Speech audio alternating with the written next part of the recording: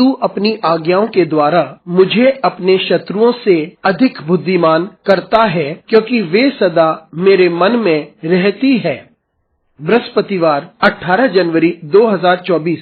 आज के मनन के लिए मैंने आप ही के लिए चुना है 2 कुरिन्थियों अध्याय 4 और उसका 7वां वाक्य।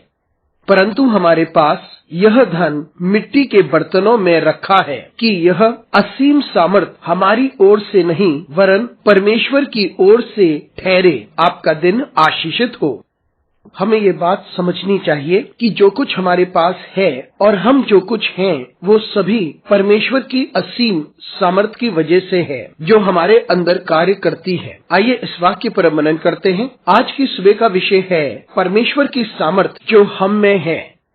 यहाँ पौलुस कुरिन्थियों की कलीसिया को लिखता है और अपनी सेवकाई के बारे में बात करता है। वे अपनी चुनौतियों के बारे में भी बात करता है और उस सुसमाचार के बारे में बात करता है जिसका वे प्रचार करता है। वह यीशु मसीह के बारे में है, न कि स्वयं के बारे में। और वे बात करता है कि जो सामर्थ उसमें है वे मसीह की सामर्थ है जिसके द्वारा वे मसीह की सेवा करता है। और वे उन चुनौतियों के बारे में भी बात करता है जिसमें से वे होकर गुजरता है और वो सामर्थ भी उसे परमेश्वर की ओर से ही मिलती है। और यहाँ जोर देकर पौलुस यह सिद्ध करना चाहता है कि जो सामर्थ हम में से प्रत्येक में है वो सामर्थ नहीं जो हमारे स्वयं की है। यह परमेश्वर की असीम सामर्थ है जो हमारे अंदर है। हम तो बस मिट्टी के बर्तन हैं, लेकिन हमारे अंदर जो धन है वे परमेश्वर की ओर से है। इसलिए जो सारी बातों का हम सामना करते हैं, जो कार्य हम करते हैं और जो विजय हम प्राप्त करते हैं और सारी आशीषें जिन्हें हम ग्रहण करते हैं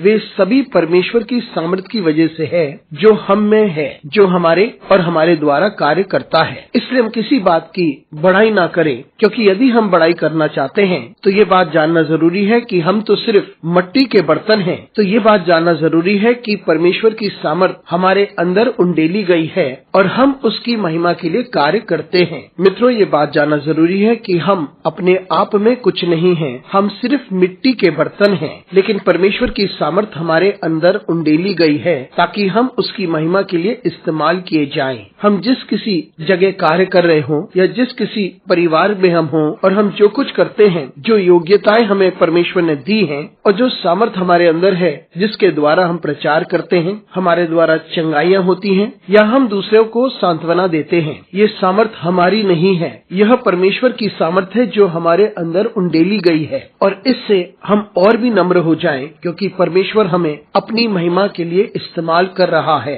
अपनी सामर्थ के द्वारा जो हमारे अंदर कार्य करती है। अनुग्रहकारी परमेश्वर स्वर्गीय पिता, तुझे धन्यवाद देते हैं क्योंकि तूने हमें एक यंत्र के रूप में इस्तेमाल किया है ताकि हम तेरी इच्छा को पूरी कर सके। हमारे साथ परमेश्वर तू बना रहे, यीशु मसीह के नाम से मांगते हैं, आमीन।